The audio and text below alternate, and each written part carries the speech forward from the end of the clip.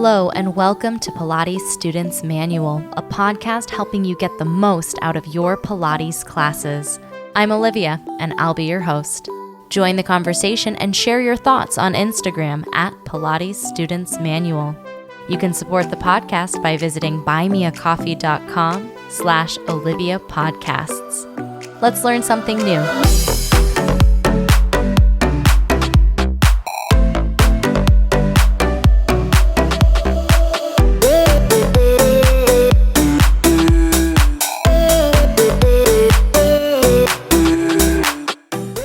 Hello, everybody. Welcome back to Pilates Students Manual. Today, I'm going to be talking about the book Caged Lion, about Joseph Pilates and his legacy. The book was written by John Howard Steele, who's one of Joe Pilates' students, one of his last living students, I would say. It's a bit of a memoir talking about John's experience learning Pilates from Joe, and also Joe inside and outside of the studio, and then how Pilates grew, changed, evolved from Joe's death onward to almost present times. The author, John, has a really interesting perspective because he was a student of Pilates and he never became a teacher. He's done Pilates for almost 60 years, his entire adult life, but he never felt the desire to teach Pilates. He just knew that this is something that he wanted to do, that this was an important thing that he not only continue in terms of doing it for himself, doing the exercises, but also something that he wanted to make sure was preserved after Joe's passing. John was a really integral part in keeping the studios open, the gyms open, and continuing Joseph Pilates' legacy after his passing in 1967. The other part of the book that I found to be really interesting, and as a student of Pilates you may also find interesting, is a little bit of Joe's biography, because we know from the episode last season, the What is the History of Pilates episode, that Joe has this mythic and legendary quality about him, and that he was a storyteller, and he would, tell stories about where Pilates came from and his inspiration for it, and not any or all of it could be verified. So the author, John, did some digging and had some hypotheses about the origins of Pilates, the person, and also Pilates, the method and the exercise system. So I have read the book. I've also seen some of John's book tour and his publicity tour, talking about the book, answering questions about the book. So I wanted to share with you today some of my takeaways from the book, and also encourage you to read it for yourself, because it's really interesting to learn more about a thing that you already love doing. And if you love it from the exercise side of things, you may be interested in how the exercises have changed, both during Joe's tenure as the teacher and then beyond, as different schools of Pilates and different teachers have made their own changes and adaptations to the system. Pilates nearly died out multiple times after Joe's death. Because Joe was the face and the only teacher of his system when he was gone, how will this system continue? It's such a contradiction that Joe wanted everyone to do contrology, as it was then called. He wanted everyone in the country, everyone in the world to do it, but only certified 2 people to teach it. When we think about teacher trainings now, that if you love Pilates and you're passionate about Pilates, the studio that you go to definitely offers teacher training. And if they don't, another one in your city or town definitely does. And it is 100% a rigorous process to become a teacher, but it's also readily available that you can take advantage of it and do that pretty much whenever you want. So the fact that Joe's system was not secret because he's teaching it to people, but wasn't laid out and wasn't passed on in a way that it could continue easily after his passing, is just such a contradiction to me in my mind. One of the things that this book covers that I won't go into a ton of detail, but I do think you might find interesting is when I was talking about the history of Pilates and I was like, oh, and then the gym changed hands a bunch of times and, then there was a lawsuit and now we have Pilates as we know it.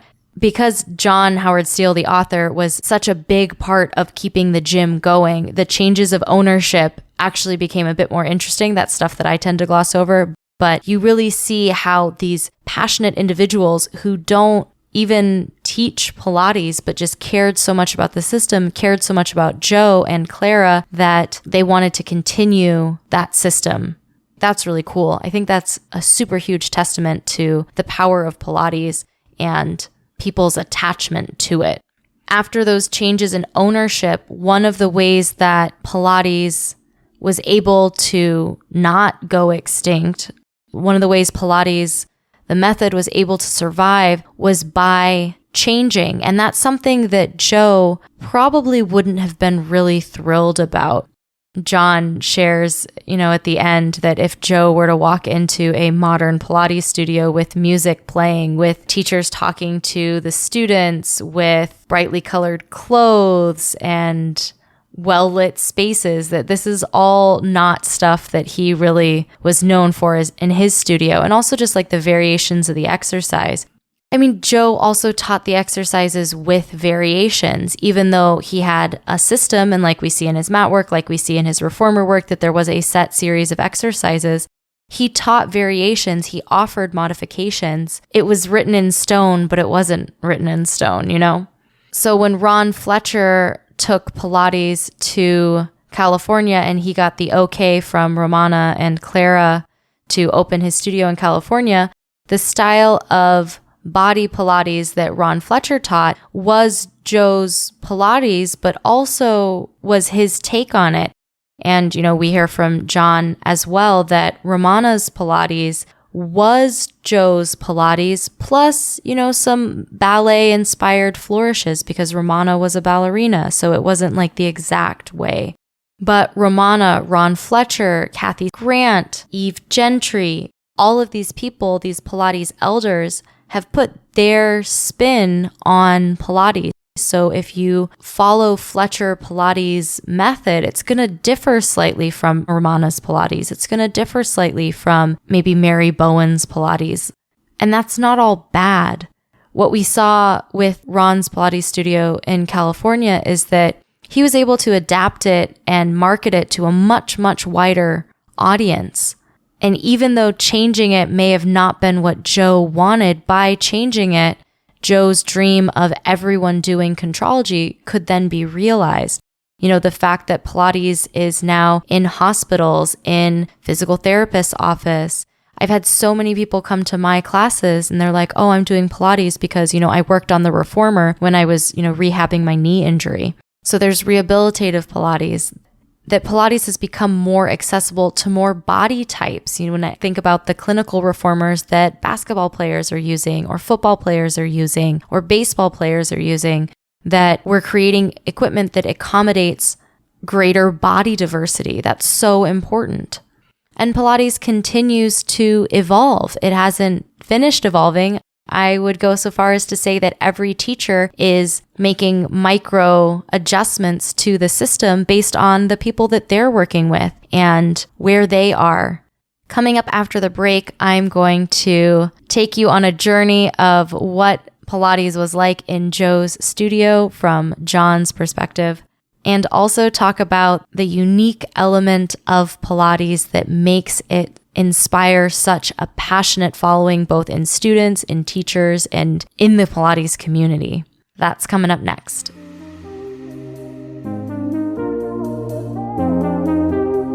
Hi there.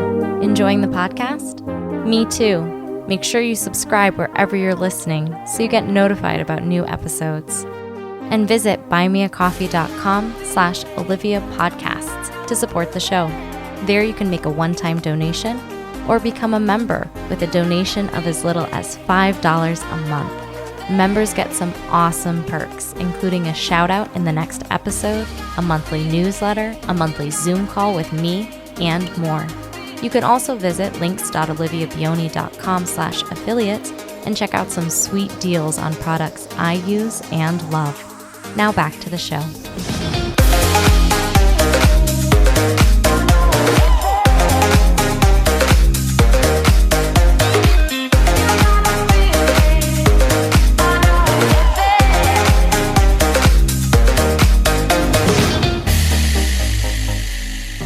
What was your first experience with Pilates? Was it in a studio? Was it a video? Was it on TV or an infomercial? Was it an ad on Facebook? Where did you first hear about Pilates? And then what made you try it? And if you tried it, why did you try it again? Why did you keep doing it? If you became a teacher, what inspired you to be a teacher? There's definitely something about Pilates that draws you in, that makes you want to keep going, that intrigues and inspires and makes you curious. Also thinking about those interactions, if you did Pilates in a studio and you met your teacher in person and maybe there was staff at the studio and you did your class, pretty much the opposite of that experience, I'm guessing, is the author of Caged Lion's first Pilates experience. John was needled into going to Pilates because his mom did Pilates with Joe and she thought that it would help him. So being a good son, he goes. The building is grimy. The studio is dimly lit. Joe doesn't even say hi when he comes in. He just tells him to get changed and go in the changing room. Then he puts him through a grueling exercise session that is so strenuous that our boy John throws up afterwards. Big yikes. That's not something on its face that I would be like, yes, I would like to sign up for all of that, please. But there's something about Pilates that even when gruff Mr. Pilates himself is teaching it, that brought people back. Not as many people who probably could have come back if there was a little bit of customer service element. But, the idea was that in the 60s, Joe died in 1967, that Joe didn't really have time for people who weren't invested in the system. He wasn't trying to market his system anymore. He just wanted to teach it to people who cared about it. So what is that thing that sets Pilates apart that makes it so different from other systems of exercise? In the book, he namely compares it to calisthenics and yoga. What sets Pilates apart? I'd love to hear your answers. I'm going to pontificate about it a little bit, but I don't have a direct answer for it as well. It has something to do with the way that I feel when I do it and what I feel after I do it. So talking a lot about the progressions from last episode and how do you know you're progressing, and it has to do with how you feel, how you move.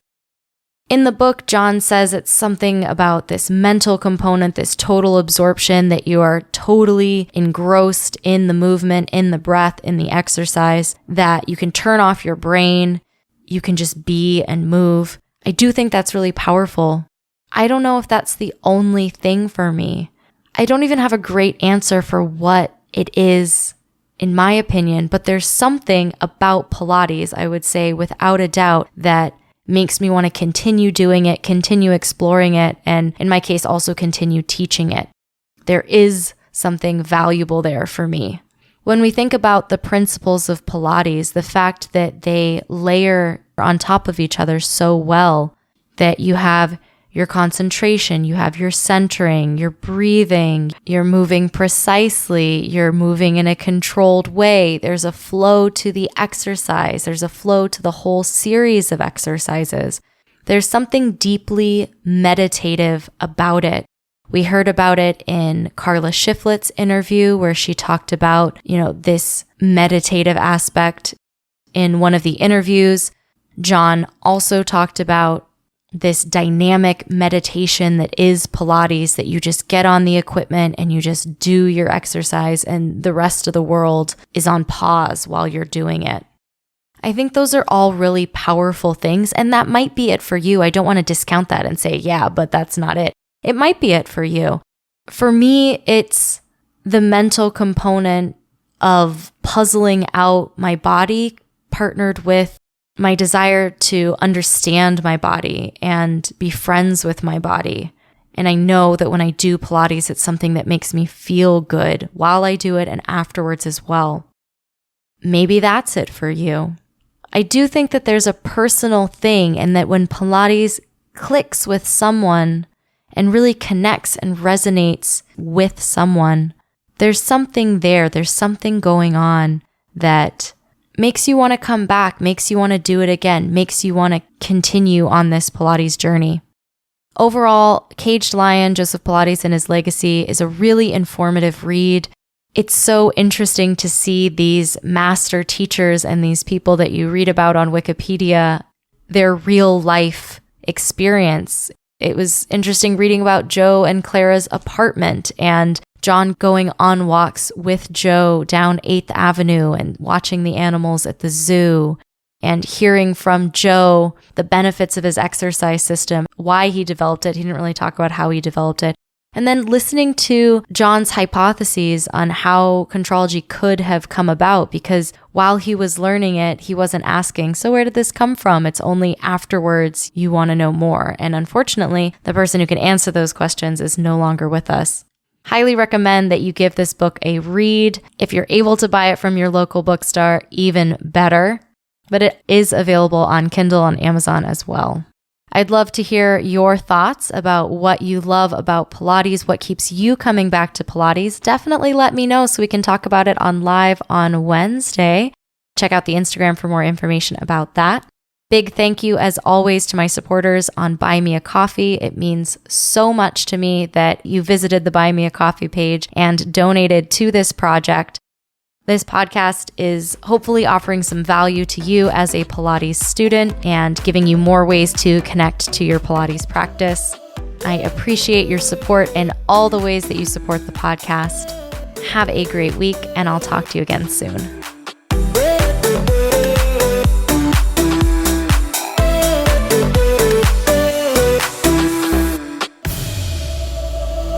Thanks for tuning in to this week's episode of Pilates Students Manual, a podcast helping you get the most out of your Pilates classes. Be sure to check out the podcast Instagram at Pilates Students Manual and subscribe wherever you're listening. Interested in teaching Pilates too? Check out Pilates Teacher's Manual, available everywhere you listen to podcasts. I hope to see you next episode. Until next time.